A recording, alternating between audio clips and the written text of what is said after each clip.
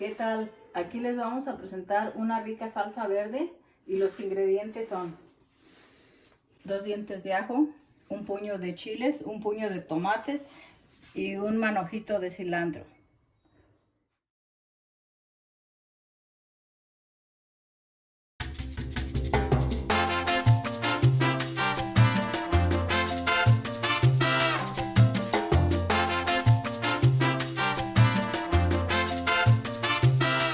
Si estos no quedan bien limpios, la salsa sale amarga.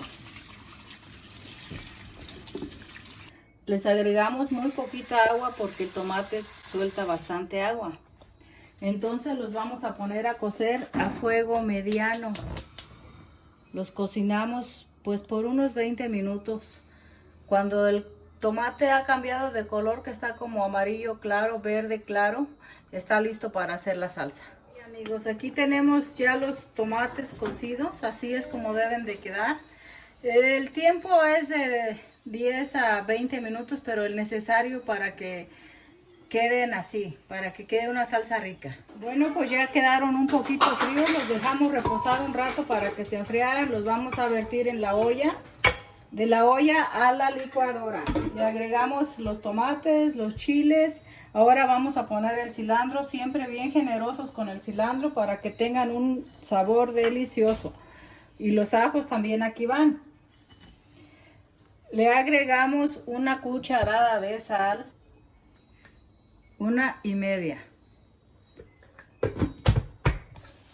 y lo licuamos. A mí me gusta ponerlo en pulse para que no se muela mucho y quede más rica.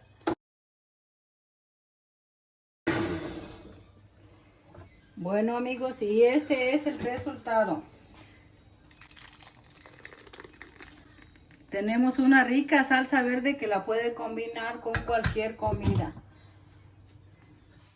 Este es el resultado de la salsa. Me salió bastante salsa para comer una familia de 8 o 10 personas.